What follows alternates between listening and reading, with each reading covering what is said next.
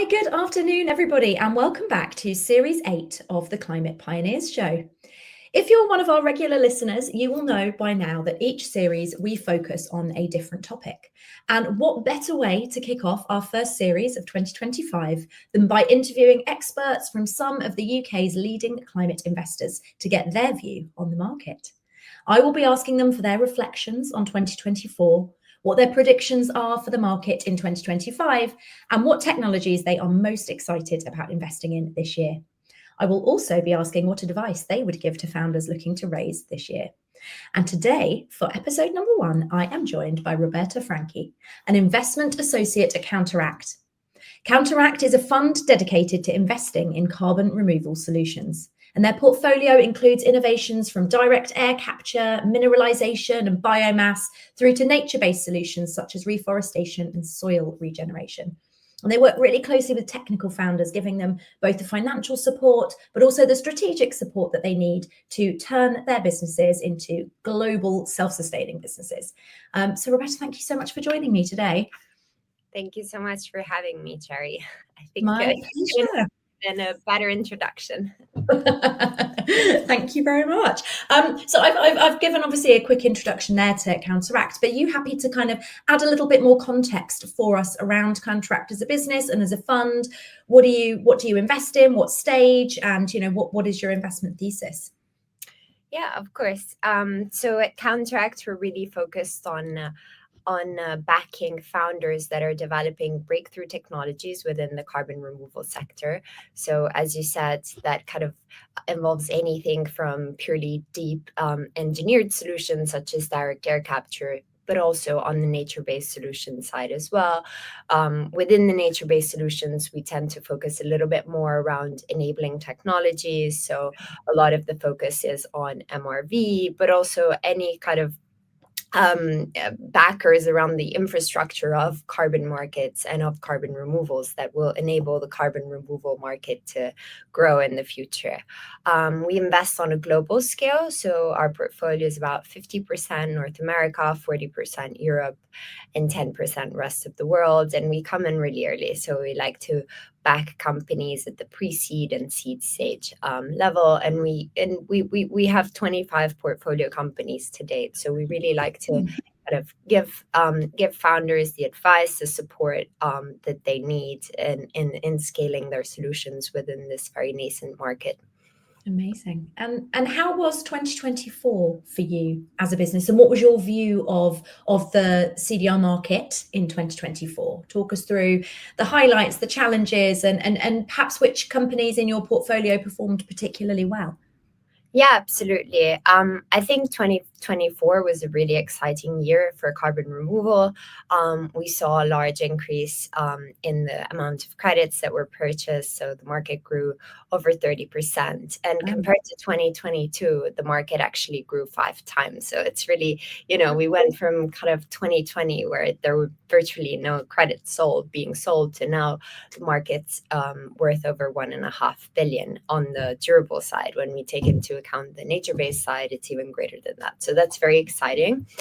For us personally, it was very exciting to see some of our portfolio companies secure some very large offtake agreements. So agreements to purchase carbon credits for the next kind of 5 years. So 2 key companies that had this achievement were both based in North America. One of them is Carbon Run, which is a Canadian company that's pioneering river alkalinity enhancement. So they add crushed limestone to acidified rivers. This is a very exciting solution because it has 2 key benefits. So on the one hand, this enhances the natural carbon sequestrations, but also on the other hand, it mitigates waterway acidification, which is a very, very big problem in some rivers in Canada, as well as in Europe and the Nordic countries. So they secured a $25 million offtake agreement with Frontier, which is one of the kind of largest consortium in CDR that is backed by, Shopify and Stripe and the deal really ensured the permanent removal of 55,000 tons of carbon removal in the next 6 years. So this is very exciting. It's a large contract, and it will enable them to really scale up their operations and effectively remove lots of carbon, which is ultimately our end goal.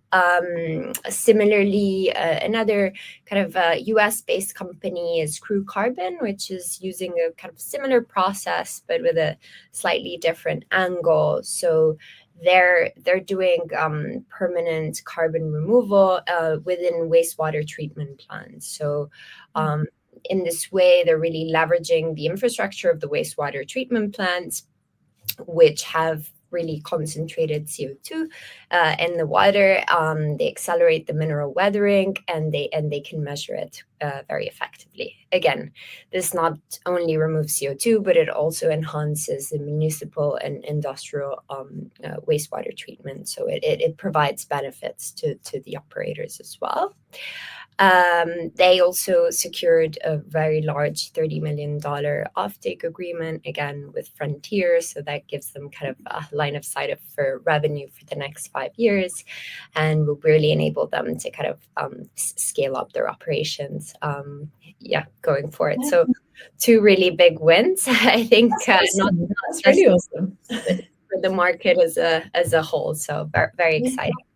And sounds like a really positive trajectory that market's on then. And were there particular things that drove that, or that were driving corporates to purchase these offtake agreements? Is there sort of regulatory change, or is this just more them trying to meet their net zero targets and incorporating carbon removal into that? What's driving this growth? Yeah, so I think for now, the carbon removal markets is still mostly voluntary, which means it's corporates that are voluntarily purchasing these credits. So the large players right now within the market are players that have high margins and relatively low emissions. So Microsoft, Meta, Google, Stripe, etc. They're the ones that are really kind of pioneering and championing CDR going forward. This year we saw a few new players, so a lot of insurance companies are kind of getting into the mix. There are some consultancies as well that have been supporting it, McKinsey, BCG, for instance. But it is a very small number of corporates right now that are trying to champion the market forward and set the example. Going forward, what we hope to see is a shift from kind of the BCM towards the compliance market, whereby increasing regulation on high emitters will ultimately kind of push them towards having to purchase carbon removal credits, especially in hard to abate sectors such as cement, steel, amongst other sectors. But that's a little bit it's further ahead. So so in 2024, I think, and another exciting thing on the kind of wider policy angle, it was that the European Union introduced the first carbon removal certification framework. So they are basically setting standards for verifying and certifying CDR activities. So enhancing a little bit the transparency and accountability of carbon credits. And with that, I think this is kind of the first stepping stone towards hopefully integrating carbon removals within, the ETS or some other scheme whereby corporates can actually purchase carbon removals as a way of offsetting, but ultimately like reducing, like having negative emissions within their accounting frameworks. So yeah, amazing. And so what would you predict? You mentioned there around kind of hoping to move less from a voluntary carbon market model to more compliance driven, but you see that being, on a slightly longer time horizon still. What do you foresee for the market in 2025 for carbon removal particularly, but also if you can speak to broader climate tech, what do you think the market's likely to do this year? Yeah, so I think the market in 2025, I expect it to be dynamic. There will be challenges, but there's also opportunities within that. So I think while the sector does face some headwinds, it is poised for growth, driven by urgent climate action. That ultimately, that's not going away anytime soon. So I think on the fundraising side within VC, I expect it still to be kind of there a little bit slower compared to the peak years of 2021, 2022. That's just kind of mainly driven by macroeconomic factors. So interest rates still remain quite high. So the market is not moving as rapidly as it was a few years ago. I think investors are still likely, just as they have been in 2024 and kind of latter side of 2023, they're still likely to be a little bit more selective compared to, again, those previous years. So they're going to focus, there's going to be a lot of focus on companies with strong potential and very clear paths to profitability.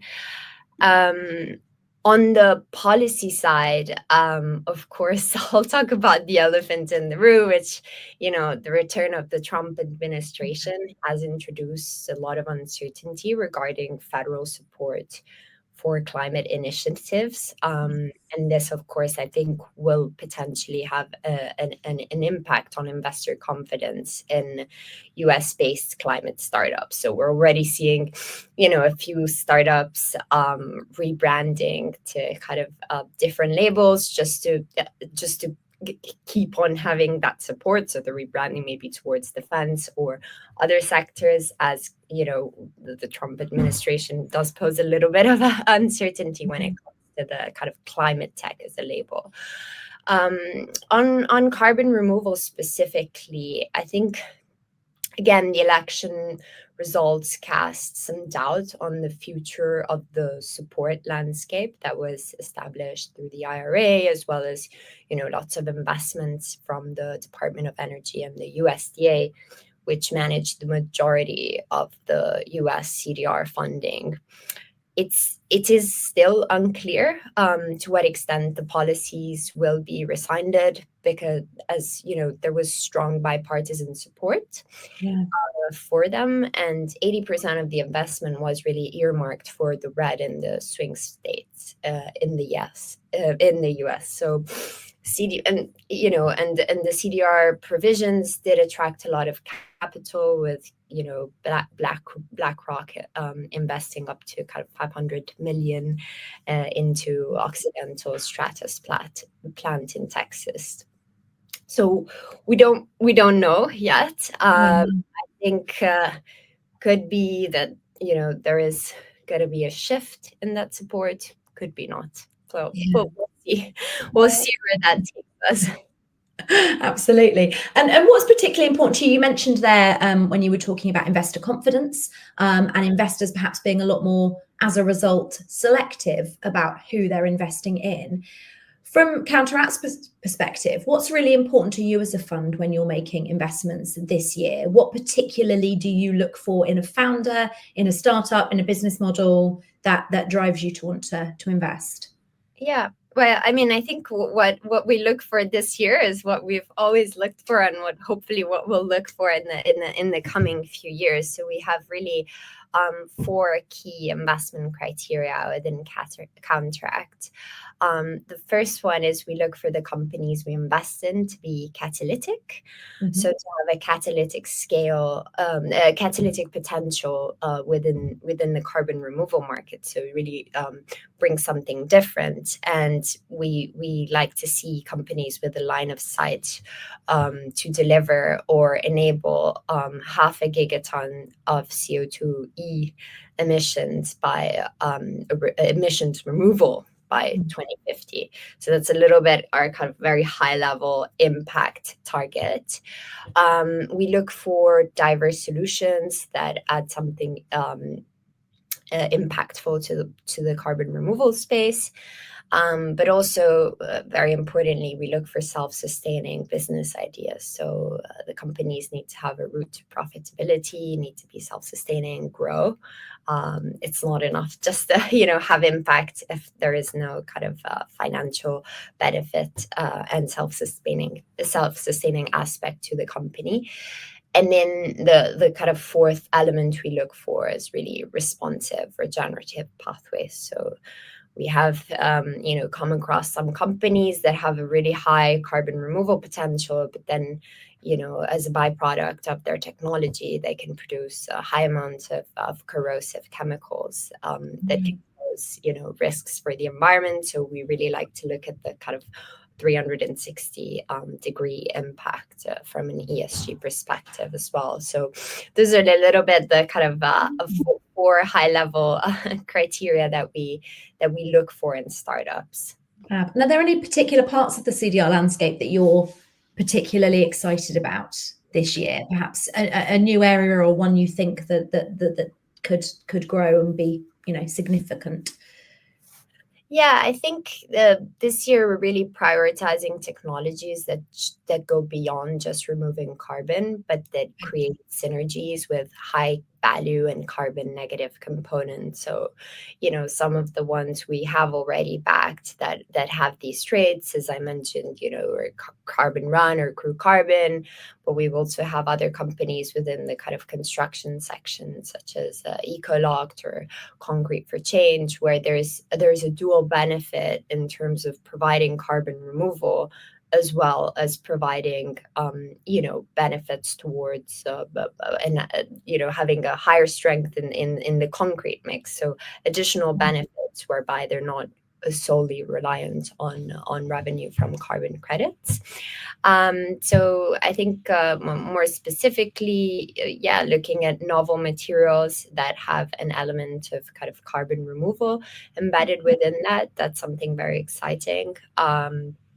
Another area that we're potentially kind of opening up to looking at this year is low carbon chemicals. So chemicals whereby you can utilize CO2 and leverage carbon removal technologies to produce critical inputs for industrial processes such as polymers or fertilizers that can reduce emissions across supply chains, as well as having that kind of removal aspect. And I think kind of overlaying all of that, the startups that can scale the technologies while maintaining strong unit economics and demonstrating measurable environmental impact will really be at the forefront of our portfolio.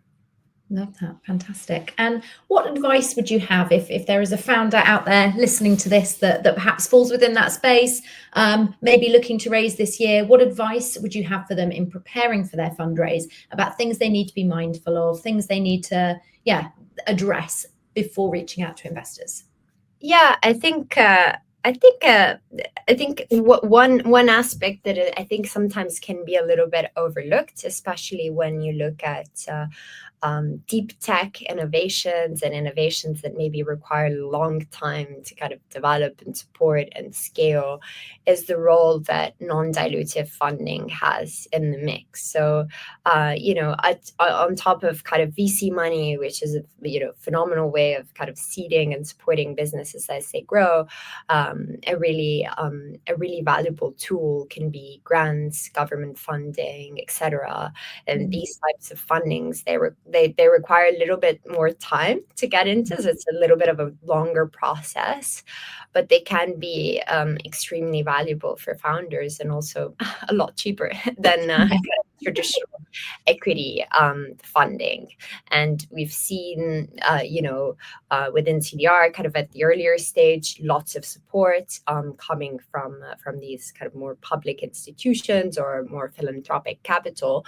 But we've also seen that in kind of scaling up and companies building first of a kind plans with the additional help of this kind of non-dilutive funding that can prove to be really, really valuable in a startup's journey. Absolutely. So advising them to definitely go and explore all those non-dilutive forms of funding before coming VC support. Are there any particular resources? I'm thinking for UK specifically, if people aren't aware of what, different grants are available for them, where could you advise they perhaps have a look? Yeah, I think it is a little bit fragmented. So I think grant money can sometimes be specific towards kind of the specific country or area which a founder is in. But I think the EU does do a lot of grant funding. So if founders are based, in Europe, definitely go on the EU website and look for kind of public funding for startups. There's kind of lots of it's a little bit fragmented, so there's lots of different institutions to go to. If there are any kind of CDR founders listening to this in time, there is a conference next Tuesday on public funding for permanent carbon removal in the EU. So that's very handy. It is in Brussels, but it's also online, so easy to access just from your laptop. So that will give a very good kind of high-level overview of those resources locally within Europe. Fantastic. That's excellent. What great timing that it's next week. Okay. Fantastic. And how can people get in touch with you and with Counteract more generally if they feel that there could be a good alignment there? What stage, what do you need them to have ready before they contact you, and how can they get in touch? Yeah, absolutely. So we always welcome kind of new ideas, new pitches. So please do reach out if you think there would be a fit. We have all our investment criteria are listed on our website. That's counteract.vc, so www.counteract.vc. We have a form in there where you can reach out to us specifically with any inquiry you have, whether it's a specific pitch or you want to get in touch about any other topic. So you can fill that in, and we like to be very responsive. So we like to respond to most inbound queries that we have. And then to reach out directly to me, I think LinkedIn potentially is the easiest option, and I'll be sure to respond. And when applying, if you're pitching for a business idea, I think for us it's very important to have kind of a clear laid out pitch that shows what's the problem you're trying to fix, what's the solution, etc. So come to us with an idea and ready to pitch. So yeah, that would be my advice. That's fantastic. Roberta, thank you so much for sharing those insights with us. I think for anybody innovating in that CDR space that's looking to raise this year, I think that'll be really, really valuable. So thank you so much.